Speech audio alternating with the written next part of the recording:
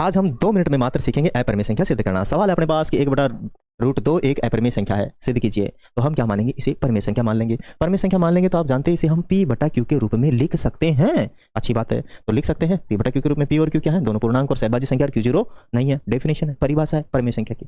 अगर ये मान लिया हमने, अब क्या करेंगे कि ये रूट इधर आ गया है, नीचे था, इसको क्रॉस मल्टीप्लाई करके Q को उधर ले जाएंगे, इसको इधर ले जाएंगे, रूट हटाना पड़ेगा अपने को।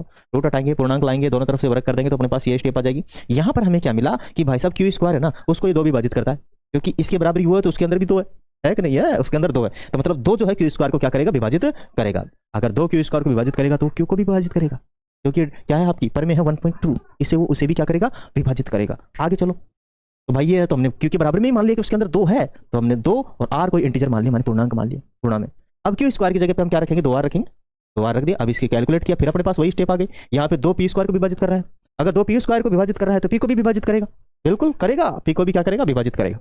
ठीक है, इसका मतलब यह हुआ कि दोनों में कम से कम हमें क्या मिला, एक कॉमन गुणनखंड मिला जो कि 2 है। दोनों में हमें एक कॉमन गुणनखंड मिला जो कि क्या है, 2 है। अगर दोनों में कॉमन गुणनखंड मिल गए, इससे तो भाई साहब इस तथ्य का विरोध हो गया कि दोनों की दोनों सहभाज्य संख्या है P और Q। ये तो गलत बात है। तो फिर हम यहाँ पे क्या हो गया है कि इस तथ्य का विरोध हुआ है कि P और Q दोनों क्या है, सहभाज्य संख्या। यह विरोधाभास हमारी गलत कल्पना के कारण क्या हुआ, प्राप्त हुआ है कि 1/√2 जो एक परिमेय संख्या, ये हमने गलत मान लिया, जबकि तो अपरिमेय संख्या थी। अतः हम अंतिम रूप से निष्कर्ष निकालते हैं या निर्णय देते हैं कि 1/√2 एक अपरिमेय संख्या। कितना सिंपल सा है।